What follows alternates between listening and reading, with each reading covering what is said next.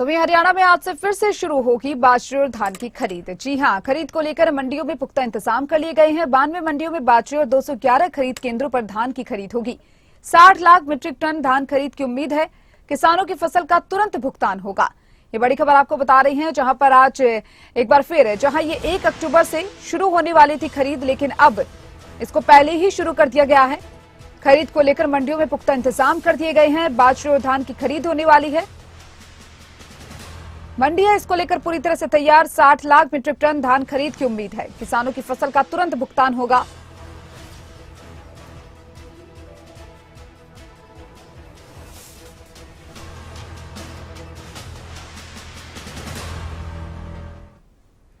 तो वहीं बाजरे और धान की खरीद पर डिप्टी सीएम ने कहा कि सभी मंडियों में व्यवस्थाएं की गई है। किसानों की फसल का तुरंत भुगतान होगा। बाजरे की खरीद के इंतजाम किए गए हैं। धान की खरीद के लिए 211 परचेज सेंटर बनाए गए। इस बार 60 लाख मीट्रिक टन धान मंडियों में आएगी। विभाग ने डेटा इकट्ठा करने का काम किया। अगर कहीं परेशानी आती है तो दूर की जाएगी। उन्होंने कहा कि मेरी फसल मेरा ब्यौरा के तहत भुगतान होगा।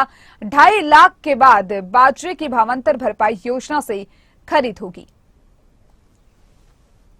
बाजरे की प्रोक्योरमेंट के लिए भी केंद्र ने अनुमति दे दी है और हैफेड के माध्यम से प्रदेश भर की 92 मंडियों के अंदर बाजरे की प्रोक्योरमेंट भी हरियाणा सरकार शुरू करेगी।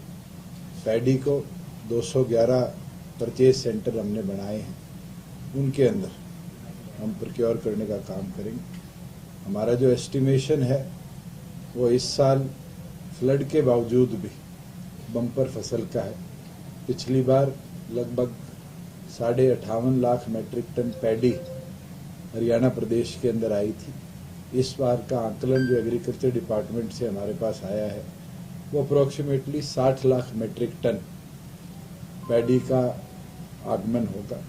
पूरी तौर पर सभी हमारी मंडियों के अंदर व्यवस्था फार्मर्स के लिए सरकार ने पूरी तौर पर बना दी है, चाहे वो गनी बैग्स की व्यवस्था हो, ट्रांसपोर्टेशन की व्यवस्था हो, और इमीडिएटली डिप्टी कमिश्नर्स को भी हमारी जो नई पॉलिसी है उसको भेज दिया गया है कि वो मिलिंग जो आगे यूनिट्स हैं उनकी इम्पैनलमेंट भी साथ के साथ करने का काम करें कि मंडी से मिल के अंदर ट्रांसपोर्टेशन में डिले ना हो और मंडियां साथ के साथ खाली हो, और साथ के साथ डिप्टी कमिश्नर ये इंश्योर करे डिस्ट्रिक्ट्स के अंदर कि जो पेमेंट है फार्मर्स की, जो हमारा टारगेट 48 आवर्स का है, उसके अनुसार हम उससे पहले हर जिले के अंदर मॉनिटरिंग कमेटी बनाई गई है जो फार्मर्स की पेमेंट को